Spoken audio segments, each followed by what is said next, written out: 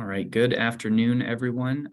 Thank you for joining our meeting today, both to the NASEO membership, our affiliates, and other partners, including other state officials. A little housekeeping before we get started. Today's meeting is a Zoom meeting, not a webinar. As such, everyone will have the ability to come on camera and unmute their microphone. However, we do ask that you keep yourself muted until the end of today's meeting, where we will have an opportunity for Q&A for all of our audience participants. A little bit of context and background up front. This is the usual standing hour for the NASEO Energy Security Committee. However, we're using this today for a special presentation for the formal rollout of NASEO's application guide for energy projects submitted through the FEMA BRIC program, or FEMA's Building Resilient Infrastructure in Communities program. For those of you that may not be familiar with NASEO, as this has been extended to a number of other outside organizations. We NASEO are the nonprofit organization representing the 56 state, territory, and District of Columbia energy offices and supporting their programs and policies. The NASEO Energy Security Program supports members in their energy security activities, including energy emergency response, preparedness, resilience, and today mitigation. These activities are primarily led and coordinated through our Energy Security Committee, again, normally meeting during this time of the month, and chaired by Mr. Ben Bolton from the Tennessee Department of Environment and Conservation.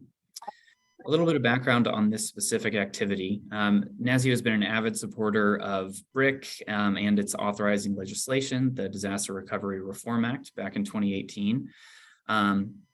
This particular effort, with funding from the United States Department of Energy's Office of Cybersecurity, Energy Security, and Emergency Response, with direct support from ICF and in coordination with National Emergency Management Association, the Business Council for Sustainable Energy, and innumerable other partners and affiliates.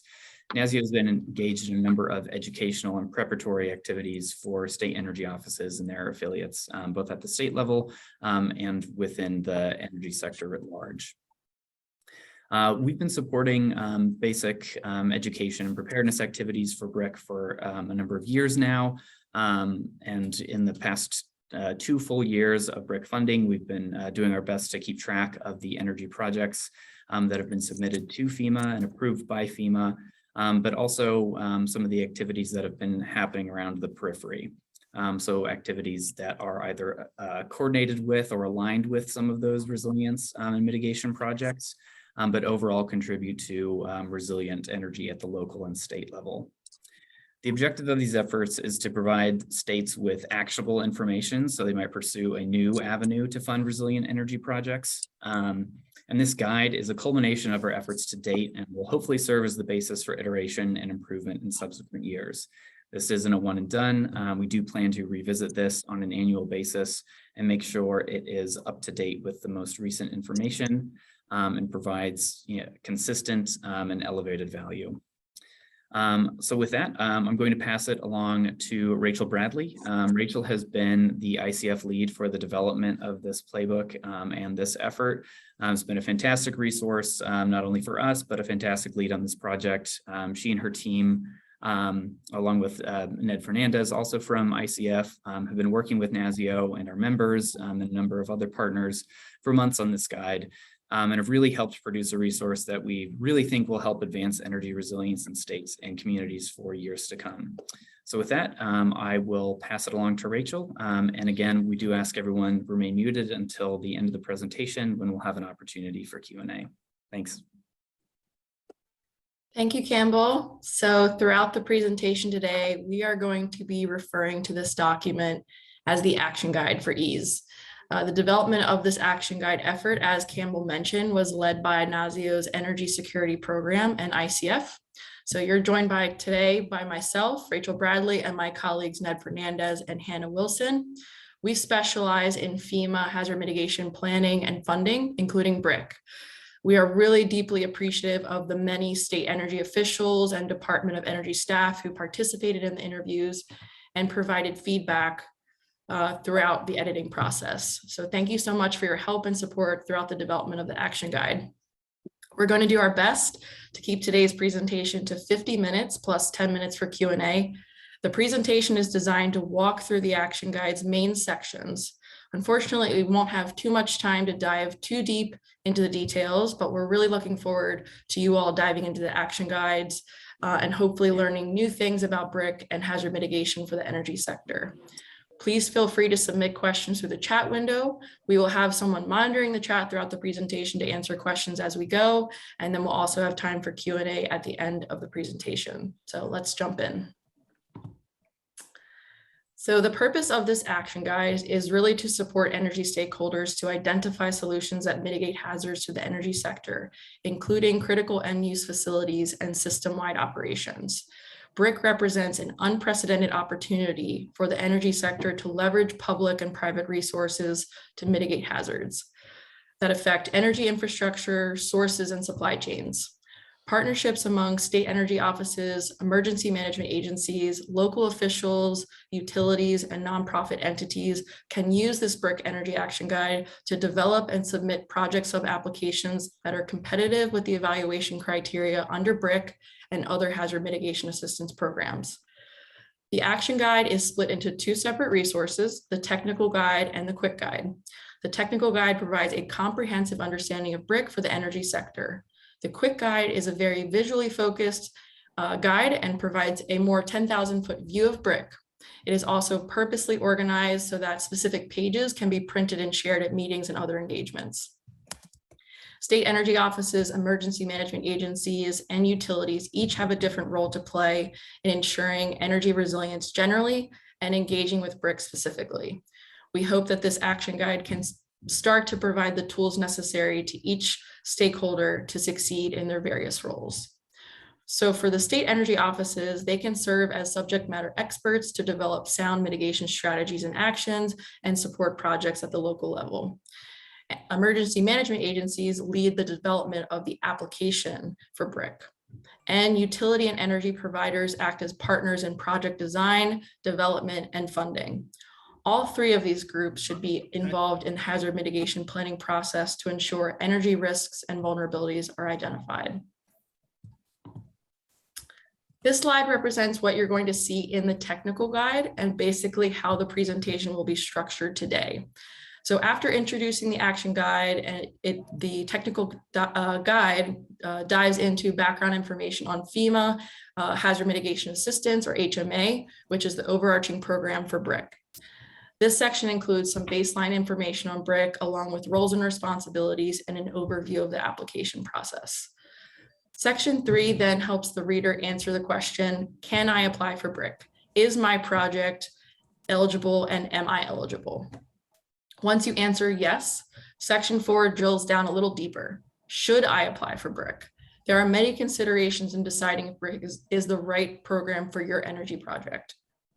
Section 5 then dives into the application requirements, including all the technical and qualitative criteria for BRIC and the benefit cost analysis or BCA process to demonstrate cost effectiveness. We have geared all of this information towards energy projects specifically. Section 6 discusses assessment and planning, which are the cornerstones to BRIC project development and success. Section 7 wraps up with additional support and references to the quick guide. The quick guide organization shown here on the slide serves as a supporting document to the technical guide. This quick guide captures the high-level components of the BRIC program for the energy sector. It also includes additional sections highlighted on the right in blue for more practical how-tos and condensed, easily accessible information. Like the technical guide, the quick guide will be updated annually to reflect the latest BRIC program details. So really the main takeaway here is that the blue highlighted sections on the right are supplemental to what will be in the technical guide. So why hazard mitigation? Why does it matter for the energy sector? Well, we know that natural disasters are growing in frequency and magnitude, including an increasing number of billion-dollar disasters per year. 5 of the 10 costliest disasters in US history have occurred in the last 10 years. In 2017, Hurricane Irma caused one of the worst power outages in US history, leaving almost 7 million Floridians in the dark and 13,000 in shelters.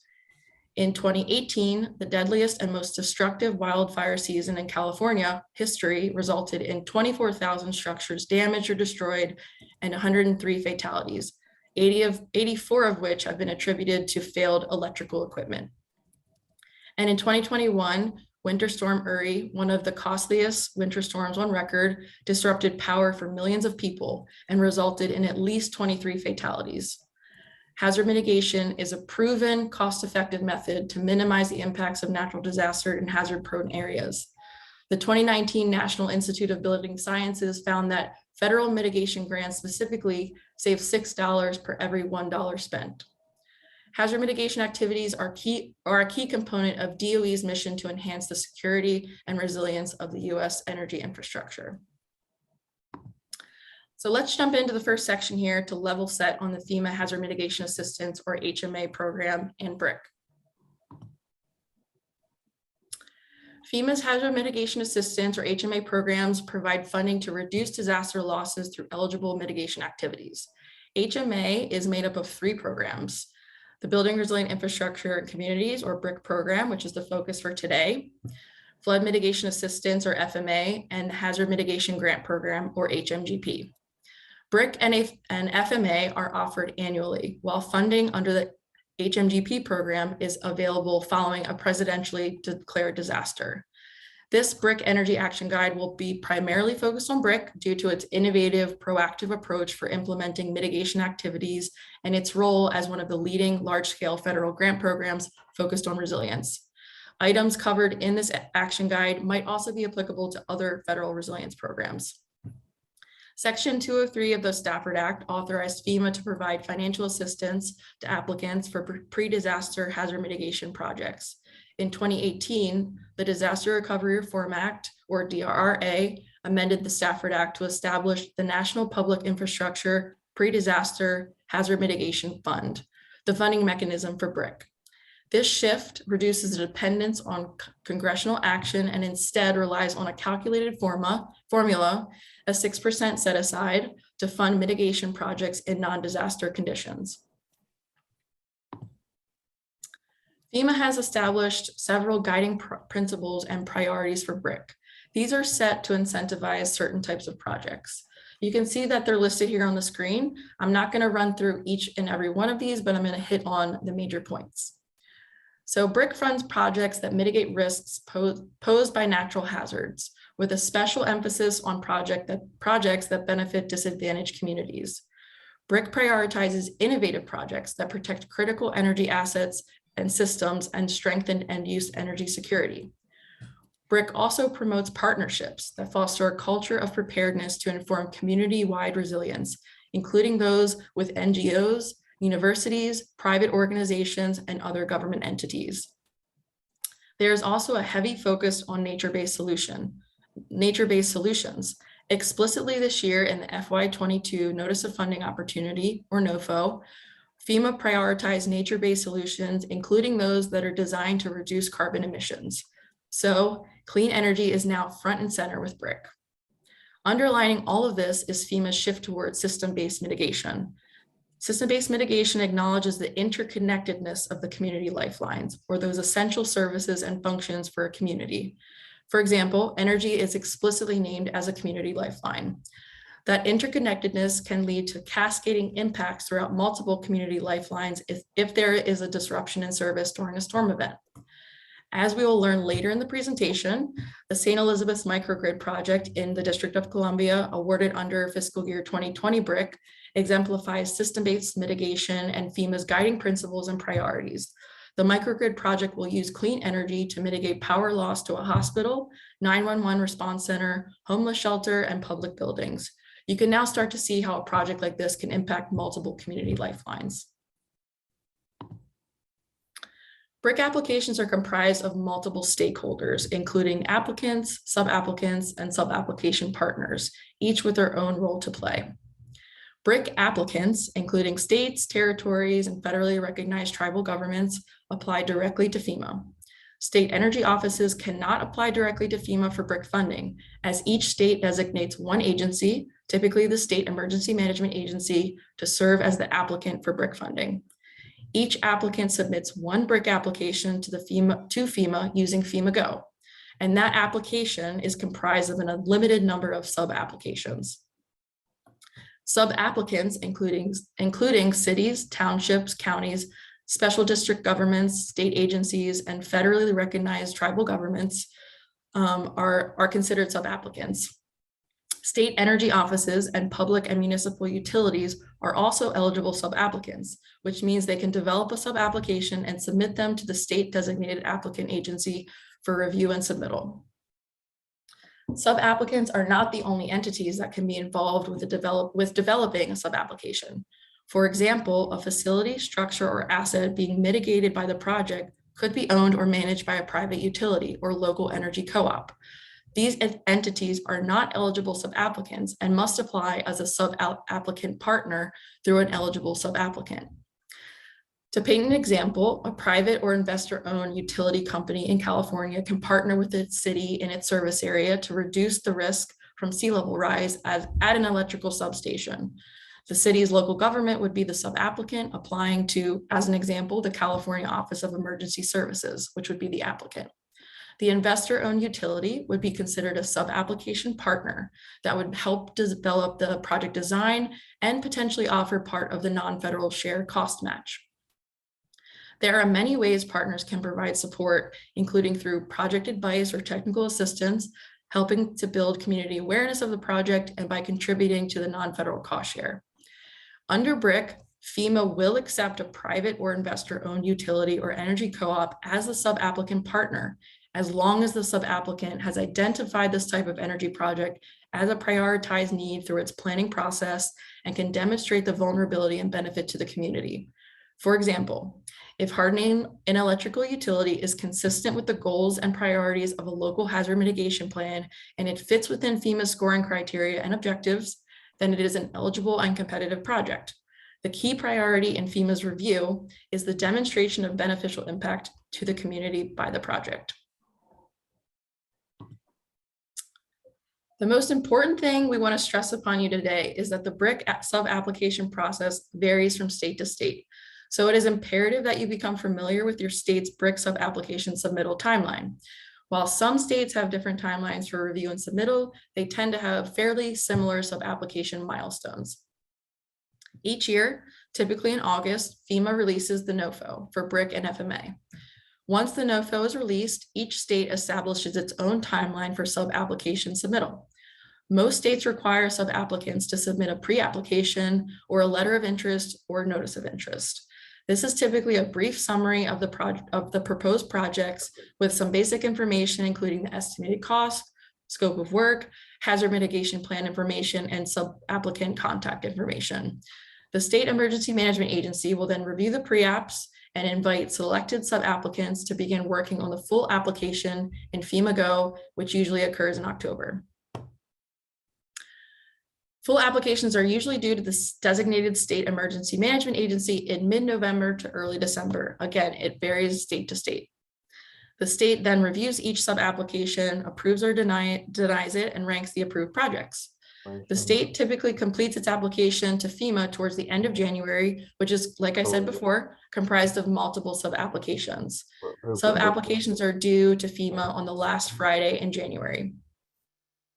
FEMA usually releases sub-application selection status in July, indicating if the project has been identified for further review, does not meet HMA requirements, or is not selected. If the projects are identified for further review, FEMA performs additional technical and environmental review and may issue requests for information. Being selected for further review is extremely promising, but it is not a guarantee of award. Provided that the sub-applicant satisfies all requests for information and FEMA successfully completes its review, federal awards are then made later that year or early the following year, although this timeline can vary. This action guide also goes into details about the timeline for an entire BRIC project, from application development through project closeout. I am now going to pass it over to Hannah Wilson, who is going to discuss BRIC project eligibility and suitability. Thank you. So the first question to ask when considering BRIC is whether you and your project are eligible for funding. Next slide, please. The 6 key program eligibility requirements are that 1, your project is technically feasible and cost effective. The action guide discusses what you need to do in order to illustrate these 2 criteria. Next, you need to ensure your project is an eligible activity. You need to be able to meet the 25% non-federal cost share unless you qualify as what FEMA defines as an economically disadvantaged rural community, or EDRC. The sub-applicant needs to have an adopted FEMA-approved hazard mitigation plan unless you are applying for certain activities. Your community must participate and be in good standing with the National Flood Insurance Program. And lastly, your state must have had a major disaster declaration under the Stafford Act in the last 7 years. Currently, all states meet this requirement. We will now go into detail about 4 of these requirements, the first being the hazard mitigation plan requirement. Next slide, please. Hazard mitigation planning is highly valued by FEMA as it reduces loss of life and property by minimizing the impacts of disasters. FEMA requires that BRIC applicants have a current FEMA-approved state hazard mitigation plan at the time of application submittal. In instances when the state energy office is a sub-applicant, the state hazard mitigation plan qualifies. State energy officials can check the status of your community's hazard mitigation plan by visiting FEMA's website. Likewise, sub-applicants such as counties or cities must have a current FEMA-approved local, tribal, or multi-jurisdictional hazard mitigation plan. However, sub-applicants do not need a local hazard mitigation plan for certain capability and capacity building activities, such as partnerships, hazard mitigation planning, and building code-related planning activities. Furthermore, according to the BRIC NOFO, projects only need to be consistent with the hazard mitigation plans and do not need to be explicitly called out in the hazard mitigation plan. Excuse me. Next slide. FEMA provides financial assistance to eligible BRIC applications for 3 types of activities: capability and capacity building, hazard mitigation projects, in other words, capital projects, and management costs, which are 100% federally funded. Capability and capacity building activities only make up approximately 10% of BRIC funding and can only be submitted under the state and territory allocation and tribal set-aside. Eligible capability and capacity building activities for the energy sector could include energy building code enforcement trainings, partnership building between local governments and private or investor-backed utilities, a feasibility assessment for microgrids at a wastewater treatment facility, or integrating a state energy security plan and hazard mitigation plan. Most BRIC funding, however, approximately 90% is allocated under the National Competition for Capital Projects. FEMA does not provide an exhaustive list of eligible projects for the energy sector or other lifelines, instead encouraging communities to devise the action that best addresses risks in their communities. The action guide gives some examples of eligible mitigation projects that may be appropriate across the energy industry, as well as measures specific to individual sectors, including electricity, liquid fuel, and natural gas pictured here. Activities presented here reflect mitigation projects at both the system-wide and user scale. System-wide interventions include measures implemented at the energy generation or distribution level, such as transmission line redundancy, flexible joints for liquid fuel, and remote operated natural gas valves. These activities serve to mitigate impacts to the energy system, as well as downstream cascading impacts to homes, businesses, and critical facilities that rely on these energy sources. In-user energy mitigation measures reduce energy disruption and loss of function to one or more facilities or assets, such as installing emergency power generators, microgrids, battery storage, or other distributed energy resources. The benefits of these interventions may not be as fast as those performed at the system scale, but they tend to be cost-effective and easier to implement. FEMA encourages the use of multiple mitigation measures to promote system redundancy and to prevent the reliance on a single point of failure. So it may be appropriate to mitigate energy systems at both the system and end user levels. Again, these mitigation measures are options for consideration and not an exhaustive list. Each would need to be reviewed for more eligibility, technical feasibility, and cost effectiveness on a case-by-case basis. Next slide, please. Federal statute requires that BRIC projects be cost effective. This tends to be one of the most challenging requirements for applicants and sub-applicants alike, often requiring the services of a contractor. Cost effectiveness can be determined multiple ways, including pre-calculated benefits in the most common methodology, benefit cost analysis, or BCA. A BCA compares the anticipated benefits and cost of a given project to compute a benefit cost ratio, or BCR. If a project's benefits exceeds its cost, yielding a BCR greater than 1 or 0.75 for fiscal year 2022, it is deemed cost effective. FEMA provides a BCA toolkit with FEMA and Office of Management and Budget standard values. The toolkit generates an Excel file and zips outputs that can be submitted along with the sub-application. In recent years, FEMA has sought to streamline the BCA process by providing expedited methodologies, and most recently with its alternative BCA methodology for fiscal year 2022, lowering the BCR requirement for certain sub-applicants and activities. We will go into more detail about specific BCA methodologies and inputs in a moment. Next slide, please. As with other HMA programs, BRIC requires a 25% non-federal cost share for most projects. Economically disadvantaged rural communities only have to contribute a 10% cost share. EDRCs are communities of 3,000 or fewer people with residents having an average per capita annual income no more than 80% of the national per capita income. Sub-applicants must submit a non-federal match letter as part of the sub-application committing to meeting the match requirement. State, local, and some federal grants can help offset these costs, such as HUD's Community Development Block Grant and the EPA's Clean Water State Revolving Fund. The energy sector is also in a unique position to forge sub-application partnerships that may be willing to contribute all or part of the match. Potential sources include utility companies, private sector corporations, and energy savings performance contracts. Next slide, please. So even if your project is eligible for BRIC, it is critical to consider whether BRIC is the best fit for your project. Next slide, please. Questions to ask yourself and your team might include, does the BRIC timeline align with my project and community needs? The BRIC application review and award process can take many months to complete before project work can even begin. Thus, BRIC applications are best suited for non-urgent mitigation projects that are approximately 1 to 2 years away from being implemented. Does my organization have the resources to invest in BRIC sub-application development? Developing a grant sub-application takes time, effort, and resources. Even before the development of a grant application can begin, there is extensive coordination required to ensure that sufficient information is collected, partners and stakeholders are identified, and the project details and scopes have been well defined. Choosing the right opportunity to pursue is critical, particularly with unprecedented funding available for energy infrastructure and hazard mitigation projects. Does my project score well against the technical qualitative evaluation criteria? Go through a scoring exercise for your project to see how competitive it could be. Is my project likely to be cost effective? Likelihood of cost effectiveness without having to do a full BCA can be estimated based on identifying if the project benefits critical facilities and services such as hospitals, water and wastewater service, or electrical service, the service population benefiting from the project, and the existence of historical loss and outage information. Does my organization have the required cost share? BRIC is a reimbursement-based program, so organizations must have the financial capacity to front project expenditures.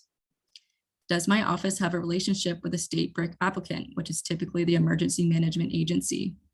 Opening the line of communication with your state emergency management agency, specifically the state hazard mitigation officer, as soon as possible in the project planning process can be advantageous to build awareness for the project, confirm consistency with the state or local hazard mitigation plan, and identify resources, partners, or support that may be required to submit the sub-application in the upcoming cycle.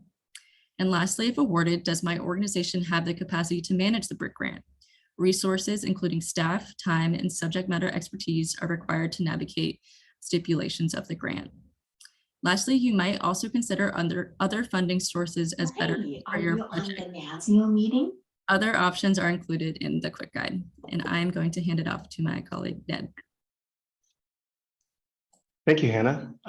Next slide, we'll cover the application requirements. First, we will review, next slide, please. Thank you. First, we'll cover the BRIC evaluation criteria. There are two forms of evaluation criteria on which BRIC sub-applications are scored: the technical evaluation criteria and the qualitative evaluation criteria. Each are worth 115 points in total. FEMA uses the technical evaluation criteria to prioritize projects and the qualitative evaluation criteria to further review projects. Technical criteria are earned on an all or nothing basis, meaning that if you meet the criteria, you earn the points. The 7 technical evaluation criteria include the following. Does the project mitigate risk to critical infrastructure? Is the benefiting area designated as an economically disadvantaged rural community, a tribal government, or an underserved or disadvantaged population? Does the project incorporate nature-based solutions? Does the applicant have mandatory building code adoption requirements? And the applicant in this case is the state. Does the sub-applicant have a BSEGS rating of 1 to 5? Was the application generated from a previous qualifying award? And finally, does the sub-application provide a non-federal cost share of at least 30%? There are some important considerations for energy-related projects. For a utility, it may be that the benefiting service population that defines a designation as an EDRC, tribal government, or underserved and disadvantaged population is not necessarily the location of the asset or the facility itself, but rather the location of the service population.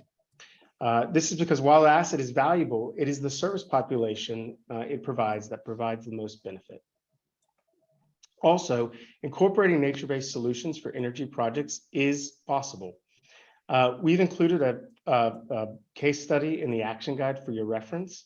A great example of this is from the state of North Carolina, the city of Gastonia's Duhart Creek Stream Restoration Project, which was identified for further review by FEMA in fiscal year 2021. This project mitigates severe erosion, which was threatening the transmission line, using nature-based solutions as part of the project scope of work. And there's some other best practices which we've included in the action guide for your reference. Next slide.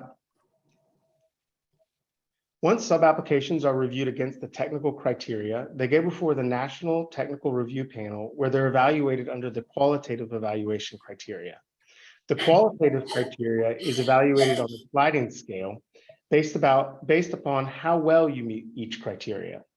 The qualitative criteria are best illustrated through your grant application narrative, so it's important to describe how certain aspects of your project specifically meet each criteria.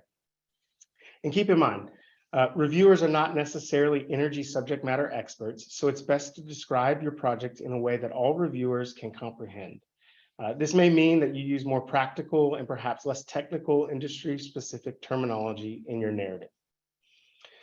And so the 6 qualitative evaluation criteria include: does the project effectively reduce risk and build resilience? Does the project address climate change and other future conditions? Does the project leverage partnerships? And we have some great case studies on partnerships that we'll present later. Next, does the project include a description of the population impacted, including disadvantaged communities? Does the project provide implementation measures that demonstrate that the project is technically feasible? And lastly, does the project incorporate community engagement? There are some important things to consider for energy-related projects. Inherent to the program, you should detail how the project will reduce risk, and you should also indicate how your project will improve resilience. So this may include the ability to withstand and recover rapidly following service disruption. As it relates to future conditions, this may include additional elements outside of the traditional impacts associated with climate change. Future conditions may include a shifting population, changes in demographics, changes in land use, or critical customers within your defined service area. And as mentioned earlier, we're going to provide additional best practices in the action guide to support you with navigating these criteria for your reference. Next slide. Demonstrating cost effectiveness. Cost effectiveness is perhaps one of the most challenging elements of a BRIC sub-application.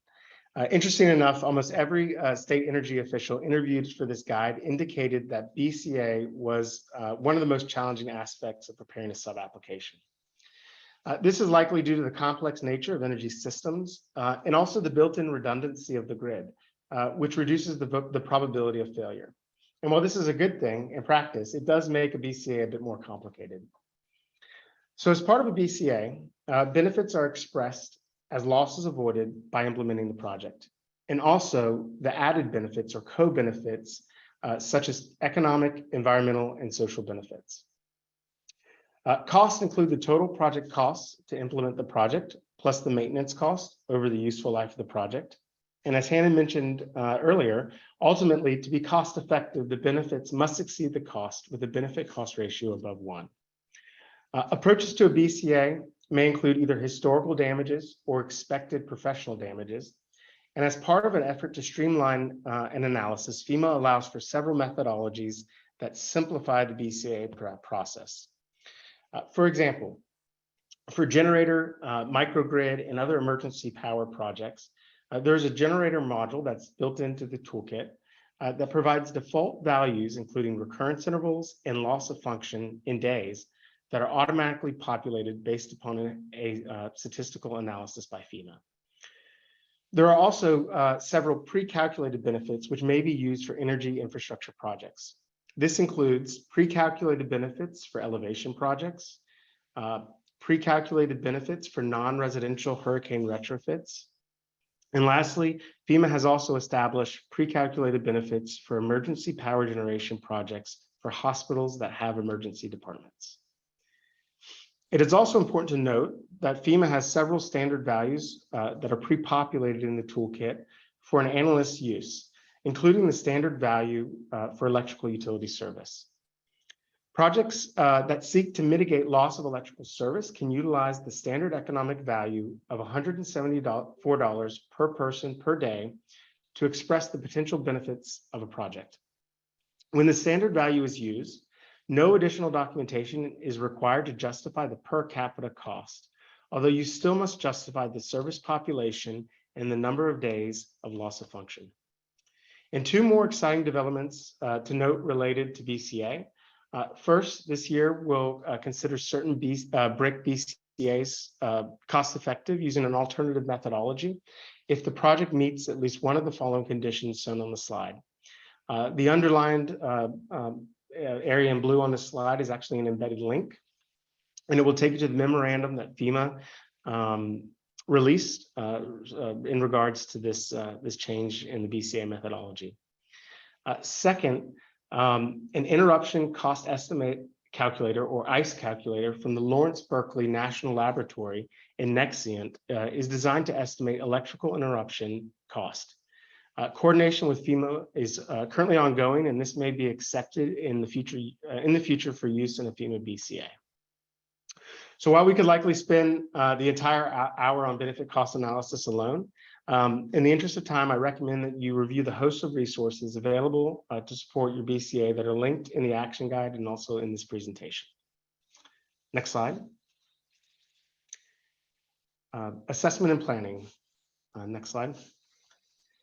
Starting with hazard mitigation planning. Hazard mitigation planning is the key to breaking the cycle between disaster, damage, and repair. We received a lot of feedback that more information is needed on the planning process as it relates to the energy sector.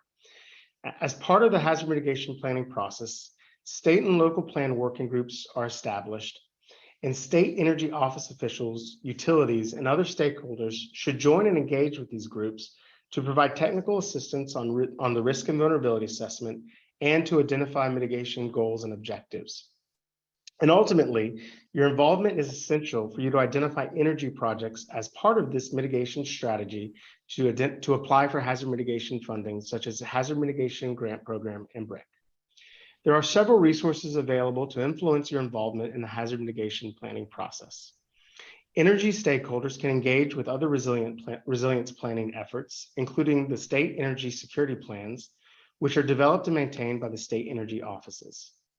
Also, threat and hazard identification and risk assessments, or THIRAs, are performed by state emergency management agencies to identify threats to a community and their probability, impacts, and capabilities needed to avoid them. Also, the Department of Energy's Office of Cybersecurity, Energy Security, and Emergency Response has developed a series of state and regional energy risk profiles examining the natural and man-made risks and potential impacts to electric, petroleum, and natural gas infrastructure. And finally, the Department of Energy provides a free self-assessment tool known as ACES to guide energy stakeholders through an evaluation to assess energy security and emergency response capabilities, and also to identify opportunities for improvement. So these resources can be used to guide your participation through the hazard mitigation planning process to identify projects and establish mitigation goals and objectives. Next slide. Getting help. Next slide again. In addition to the action guide, FEMA, state emergency management agencies, and other stakeholders offer resources to assist BRIC sub-applicants. Direct technical assistance. FEMA provides hands-on support to sub-applicants through its direct technical assistance program, a program that you apply for and assists sub-applicants from pre-application to closeout. Next, the FEMA webinar series. FEMA also provides a recorded webinar series that covers topics relevant to creating competitive BRIC applications. A link is embedded in this presentation as well. The Mitigation Action Portfolio. FEMA's Mitigation Action Portfolio provides great examples of successful, innovative hazard mitigation projects and also include energy sector examples that can be used as kind of a resource guide for best practices with hazard mitigation. Program support material. FEMA additionally offers program support material, which provides tips and guidance specific to BRIC priorities and navigating the BRIC evaluation criteria. State resources. Many state emergency management agencies offer guidance or even office hours to discuss issues like eligibility and benefit cost analysis. Working with your state emergency management agency is critical to assuring you are developing a competitive sub-application. And finally, external resources. Like NASEO, organizations such as the Nature Conservancy have released guidance such as the resource on promoting nature-based hazard mitigation through FEMA Mitigation Grants Guide. Next slide. Additional resources in the quick guide. We've provided some additional resources available in the quick guide, which include really 5 things. The first is a top 10 recommendation for energy-specific projects to optimize success. The second is how to complete the BRIC sub-application. Third, project case studies. And so while Rachel will be providing case studies on the next slide, the quick guide includes additional case studies, in particular, those related to capability and capacity building projects.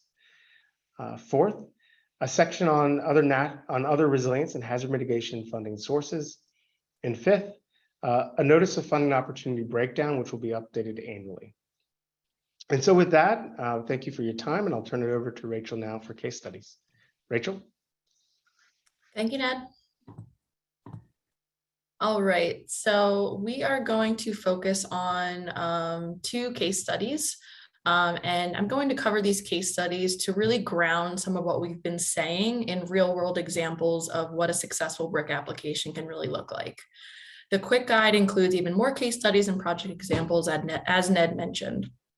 It will be very interesting to learn, as these projects are implemented in the future, in the coming years, and how we can take away those lessons learned into future iterations of BRIC applications.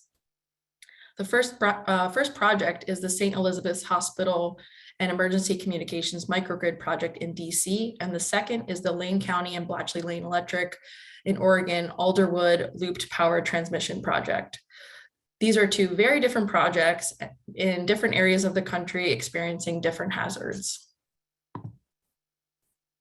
The St. Elizabeth's Hospital and DC Emergency Communications Microgrid project embodies system-based mitigation by protecting health, energy, communication, transportation, and social systems. Awarded for the FY 2020 BRIC cycle, this project will use a microgrid to provide protection from power disruption to a hospital, the only hospital with an emergency room east of the Anacostia River, ensure that the 911 dispatch and emergency coordination remain operational at the DC Unified Communications Center, provide power to the surrounding community during outages, and provide emergency power to a men's homeless shelter. The microgrid will partially use solar power, demonstrating its alignment to FEMA's low carbon priority. This microgrid also has the potential to connect to the city's metro system and entertainment arena, which are both close by. The project also directly protects disadvantaged communities, as St. Elizabeth's Hospital is the only public psychiatric facility in DC for individuals with severe and/or persistent mental illness.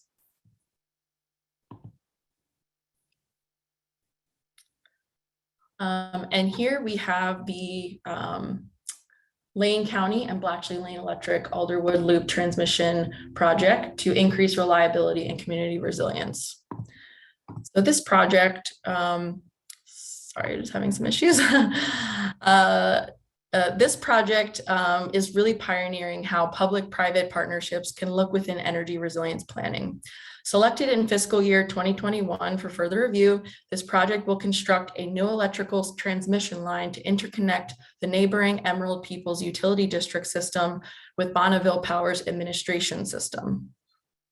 The project will not only build redundancy and increase reliability of the Bletchley Lane Electric cooperative power grid, but it will also maintain electricity to critical infrastructure and services such as potable drinking water. The project fulfills multiple key evaluation criteria for BRIC, most critically by establishing an innovative partnership and protecting individuals with access and functional needs. Lessons learned from this project are that utilities can provide the cost share cap that can afflict local governments. Conversations establishing cost share and long-term maintenance should happen early in the planning process, and all parties should complete maintenance agreements outlining their commitment. So it is now 3:47. We have kept to our promise of 50 minutes. So we're going to open it up to questions now for Q&A. Feel free to come off mute and provide your questions verbally, or we're happy to accept your questions through the chat. We can read them out verbally and provide answers to the best of our ability. If there are any questions that go unanswered during the webinar today, we are happy to follow up after the fact and provide you an answer with that. So I hope this webinar and information shared was helpful for everyone. We really tried to make it specific to the energy sector, and we're really excited about the future of BRIC for the energy sector. So with that, I will pause and just thank everyone so much for coming today.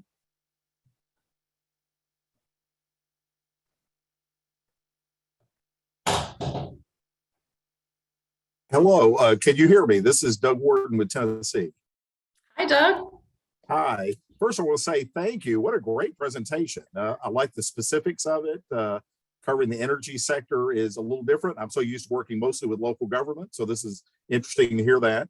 I want to emphasize a couple of things, though, just for general information for everyone, is, and I'm not trying to degrade this grant at all. It's wonderful to have it. But the thing to remember, I just want to be realistic with everybody, is that this is a nationally, or most of the funding is nationally competitive. So you got to remember that.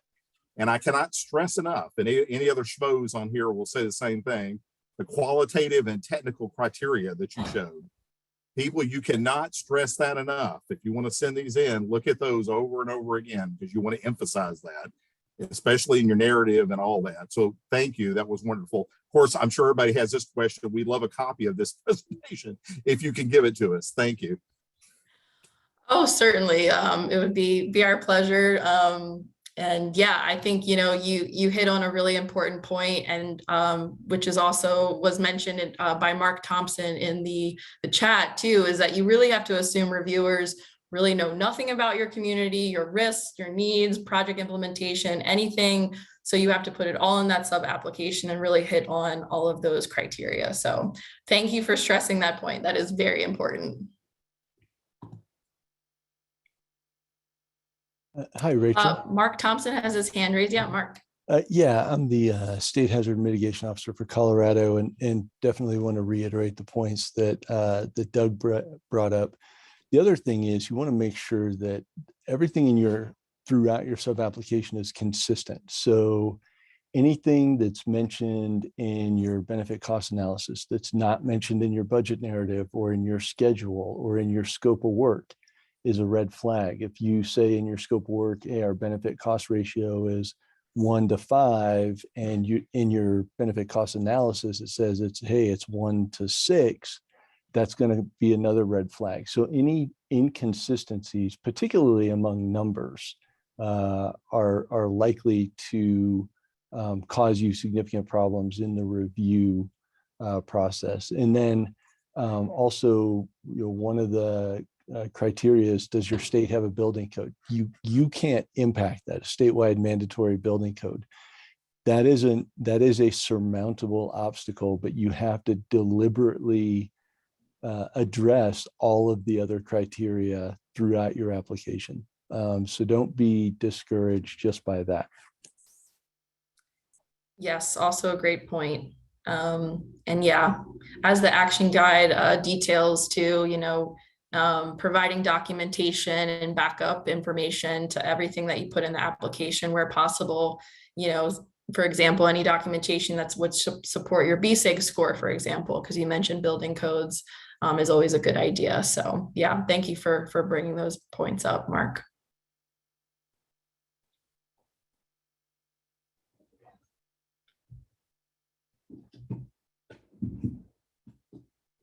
Anyone else?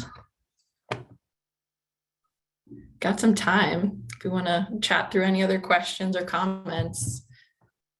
Yeah, this is Steve Ferryman from Ohio. I'm the State Hazard Mitigation Officer for Ohio. Maybe this is more of a comment, but I appreciate the discussion around the different project types that you can fund through BRIC, and especially the emphasis on the benefit cost analysis, because that really is a key component to having a successful application. But I'll just tell you that, I deal with grants in FEMA and, that world, and I'm not even sure what a lot of those activities are that are listed on that matrix, let alone how to advise you to do a benefit cost analysis using the required FEMA software. So I was very happy, and I strongly encourage you to pursue what you were talking about with getting the alternative BCA through the interruption cost estimate calculator. You need to pursue that, because the FEMA BCA tool just isn't set up to evaluate these types of projects. And if we want to do this type of work through these programs, and it seems like FEMA does, then we're going to have to figure out how to demonstrate that they are in fact cost effective. That's a really great point, and I love having so much participation from the states on this call, especially the state hazard mitigation officers from the different emergency management agencies. One of the things that we've confirmed with FEMA, and FEMA actually has provided guidance to affirm this, is that the generator module is applicable to other forms of emergency backup power generation. So things like microgrids, which may seem daunting on the surface, there are actually tools that have been built into the toolkit to facilitate those types of projects. But you're right, it currently for many types of energy related projects, it's tough to make it work within the toolkit. So another recommendation we have is to really build out that scenario in your head in terms of what happens when there's loss. And that helps you then think through all the different scenarios associated with quantifying them that you can then incorporate into modules like the damage frequency assessment module, for those of you who are familiar with the BCA. But very great point.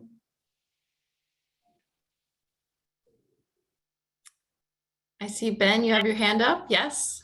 Yes, thank you. As one of the reviewers, thank you very much for going to the effort to help demystify BRIC and energy projects. This has been a passion of mine for a while, to try to get this out to the energy offices, because we know that it's been very difficult for both the energy offices to translate it and for the SHMOs to also help with that, because it's asking for a level of technical expertise that very few folks have. And so I think as you dive into the weeds of it, it's a really good guide to help put this together for you and to help applicants that are interested in doing this, not just for energy offices, but I hope that the state mitigation officers will share that with other folks they hear are interested in energy projects, because I think that will help connect. And remember that we can help you connect to those experts in the energy sector. If you hear of things or if you need advice helping review those projects too, please get in touch with your state energy office, or NASEO or NEMA can connect to us as well, so that we can help get energy projects through the mitigation process, whether it's BRIC funding or not. But there are a lot of good opportunities and funding out there to do this. And as a reminder, I will have the privilege to serve as one of the state and local reps on FEMA's mitigation framework leadership group, and get to be your voice at the state and local level to help state energy offices as well as hazard mitigation officers get that feedback as what states are doing. And we have made it very clear to them that there's a lot of outreach at BRIC that still needs to happen. They really still need some training videos that aren't hours long, but rather some little more quick guides like this one that start to help explain people to even know, hey, should I dive down this hole of getting to know what BRIC is? And so I think this is a good first step towards that. And so if for any of the mitigation officers that are on the call, certainly can always get in touch if you'd like to provide feedback, good and bad. That's always something that I'm glad to help relay up as well. I know y'all do a great job of that anyway, and there's some on the MIP flag as well. But when it comes to energy projects, we keep pressing this BCA issue and energy projects, because we see that is still the greatest hurdle to getting these approved. So don't worry, that is something we're continuing to press and continue to work on. And FEMA is doing it, but hopefully some of the DOE help will help accelerate that to a better timetable than has been in the past. And otherwise, thank you very much for hijacking our Energy Security Committee today and taking the time to present all this wonderful information to us. Thank you, Ben. All of that's so great. Really appreciate all of those comments. Couldn't agree more. And I think we even were fortunate enough to interview someone from FEMA through this process. And he provided really great guidance on sort of what those partnerships can look like for the energy sector. But my read of it is that FEMA is very open to feedback, and it's great that they have those groups set up to have that direct line of communication for the state energy offices. So that's excellent.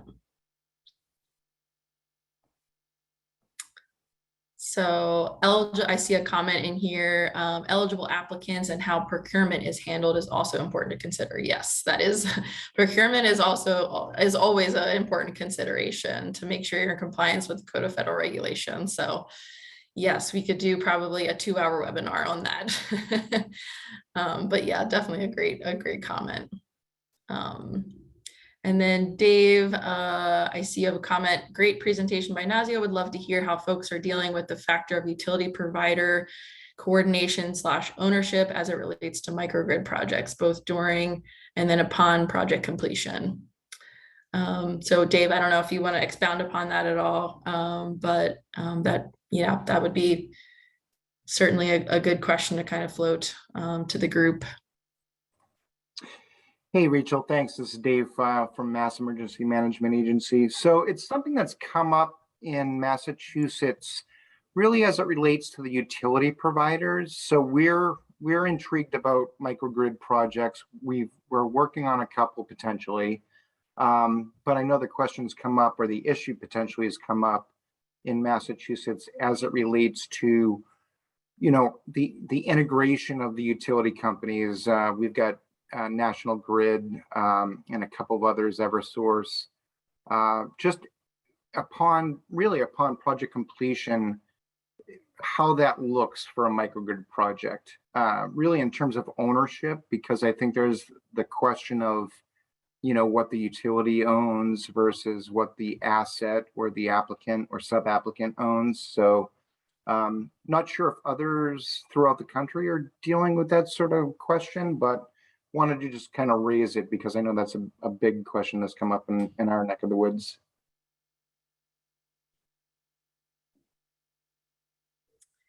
Yeah, that's a great point. I don't know if anyone else on the phone wants to provide a comment or any experience with that, but yeah, long-term sort of maintenance and ownership of the project, working out the logistics of that. I think we're going to learn probably a lot from some of these projects that are going to be implemented over the next, couple of years with how that looks. But like I said before, FEMA does support, that private entity being the sub-applicant partner, being technically, I guess, the ultimate beneficiary of the project. But again, like articulating the benefit to the community and the application is the most important.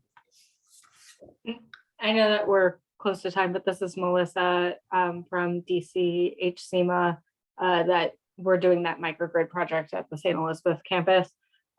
I can say that definitely has come up with this project.